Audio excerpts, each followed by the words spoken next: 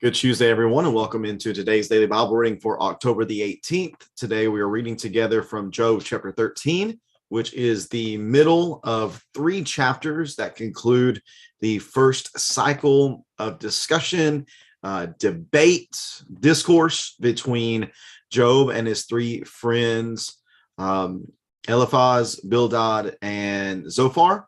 Here, Job is kind of putting a finishing touch on his response to their, I guess we'll call them accusations at this point, accusations that he has brought this upon himself by some sort of egregious sin or wrongdoing. Job is very staunch in his defense of himself, though. He says, no, you don't understand. That's not how these things are. And here in chapter 13, he's really going to ramp up his language and say, listen, I'm not standing before you anyways. There's only one person or one being, entity that I am responsible to and that I'm going to answer to, and that is Yahweh. So he is going to speak to God here. He's going to say, I'm going to present my case to him, and I'm going to let him rule on it. And there's something that I think Job really displays here. It is a great deal of confidence, not cockiness, not arrogance, but confidence in who he is because his faithfulness is in God.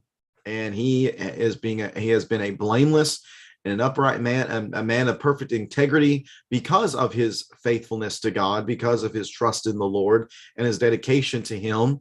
And he says, I know what I've done. And he feels confident to be able to bring this case before the Lord in a sense, and to ask for a rendering, to ask for an explanation of some sort. He's going to do this in the end.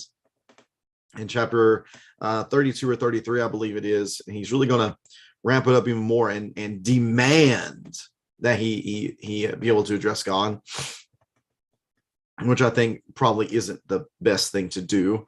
But here within chapter 13, and then concluding in chapter 14 tomorrow, we're just going to see Job having confidence in who he is, his history, what he has done, and he absolutely rejects the accusations of his friends here who are trying to convince him that he simply needs to repent of his sins and everything will get back to normal. So reading here together in chapter 13 of the book of Job, Job chapter 13, verse number 1. Look, my eyes have seen all this. My ears have heard and understood it. Everything you know, I also know. I am not inferior to you. Yet I prefer to speak to the Almighty and argue my case before God. You use lies like plaster. You are all worthless healers. If only you would shut up and let that be your wisdom. Hear now my arguments and listen to my defense.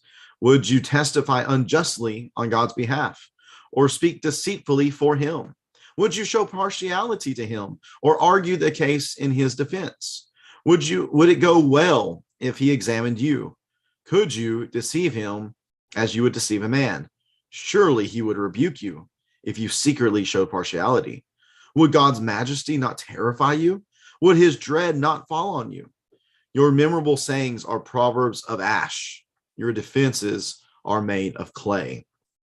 I mean, they're nothing. They have no substance at all. Be quiet, and I will speak. Let whatever comes happen to me. I will put myself at risk and take my life in my own hands. Even if he kills me, referring to God here, even if God kills me, I will hope in him. I will still defend my ways before him. Yes, this will result in my deliverance, for no godless person can appear before him. Pay close attention to my words. Let my declaration ring in your ears. Now then, I have prepared my case. I know that I am right. Can anyone indict me? If so, I will be silent and die. Only grant these two things to me, God, so that I will not have to hide from your presence. Remove your hand from me, and do not let your terror frighten me. Then call, and I will answer, or I will speak, and you can respond to me. How many iniquities and sins have I committed? Reveal to me my transgression and sin. Why do you hide your face and consider me your enemy? Will you frighten a wind-driven leaf? Will you chase after dry straw? For you record bitter accusations against me and make me inherit the iniquities of my youth. You put my feet in stocks and watch over all my paths, setting a limit for the soles of my feet. A person wears out like something rotten, like a moth-eaten garment. Job chapter 13. Job kicks off this chapter really punching back a bit at his friends who have made very strong accusations against him. He says, look, my eyes have seen all this. My ears have heard and understood. I get what you're saying. I have received it well. Here's the thing. Everything you know, I also know. So don't come at me as if you are the bastions of wisdom and understanding, as if you have some insight that is unavailable to me. He says, I'm not really, verse 3, I'm not dealing with you anymore. I'm going to speak to God about this. I'm going to speak to the one who truly knows all things, who is greater and superior to me. I want to talk to him and figure these things out with him being a part of this discussion. Because you lie. You're worthless healers. If all verse 5, whew, we tell our kids don't use the term shut up.